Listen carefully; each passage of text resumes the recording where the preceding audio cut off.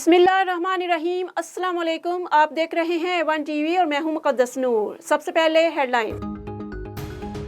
जलाओ गिराओ केस इमरान खान की अबूरी जमानत में 27 सितंबर तक तोसी। इमरान खान केस में वकील के जरिए शामिल तफ्तीश हो गए। उधर खातून जज को धमकाने पर तौहीन अदालत केस की समाअत आज होगी। इस्लामाबाद हाई कोर्ट का 5 रुकनी बेंच दोपहर 2:30 बजे समाअत करेगा। नून लीग की नायब सदर मरियम नवाज की पासपोर्ट वापसी की दरख्वास्त। लाहौर हाई कोर्ट में समाअत आज होगी। अपनी दरख्वास्त में मरियम नवाज ने मौक़िफ़ अपनाया कि नैब ने ताहाल रेफरेंस दायर नहीं किया। जमानत के बाद पासपोर्ट कब्जे में रखना आईनी हकूक़ की खिलाफ वर्जी है। Army chief general Qamar Javed Bajwa से सऊदी अरब के CEO ट्रांसफॉर्मेशन मैनेजमेंट ऑफिस की मुलाकात। सऊदी मेहमान डॉक्टर समीर का सैलाब से तबाही पर इजहार अफसोस। दो तरफा दिफाई और सलामती शोबों में ताउन बढ़ाने की ख्वाहिश का इजहार किया।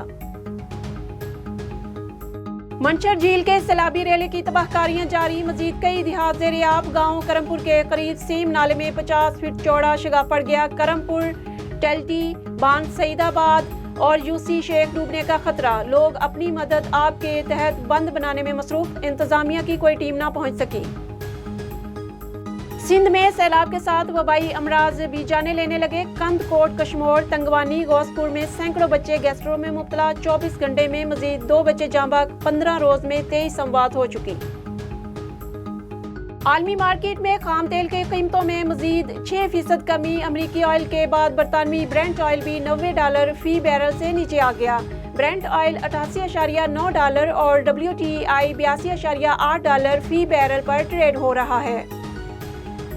ये थी हेडलाइंस। मजीद खबरों और अपडेट्स के लिए देखते रहिए A1 टीवी। A1 टीवी, सब पे नजर, अंदर की खबर।